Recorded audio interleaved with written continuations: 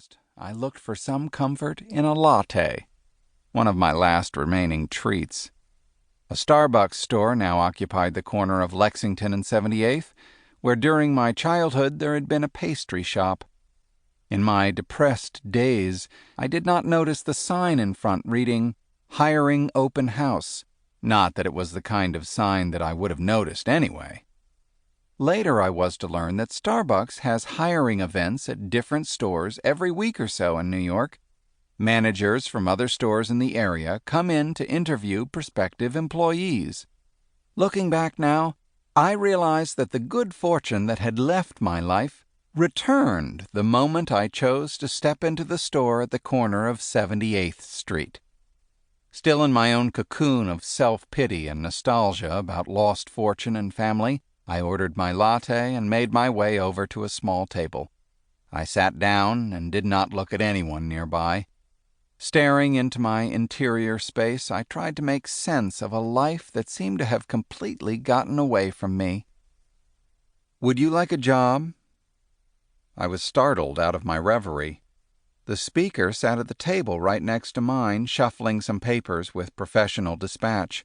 She was an attractive young African-American woman wearing a Starbucks uniform.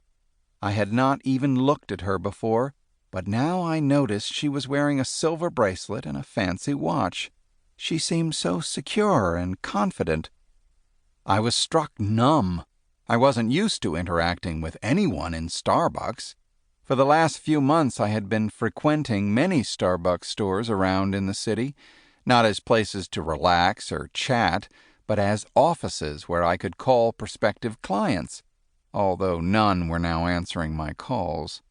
My little consulting company was rapidly going downhill. Marketing and advertising is a young man's business, and at 63 I had found that my efforts were met with a deafening silence. "A job," the woman repeated again, smiling as if I hadn't heard her. "Would you like one?" Was I that transparent? Despite my pinstriped Brooks Brothers suit and Master of the Universe manner, I had my cell phone resting on top of my expensive leather T. Anthony briefcase as if expecting an important call. Could she see that I was really one of life's losers? Did I, a former creative director of J. Walter Thompson Company, the largest advertising agency in the world, want a job at Starbucks? For one of the few times in my life, I could not think of a polite lie or any answer but the truth. "Yes," I said without thinking, "I would like a job." I'd never had to seek a job before.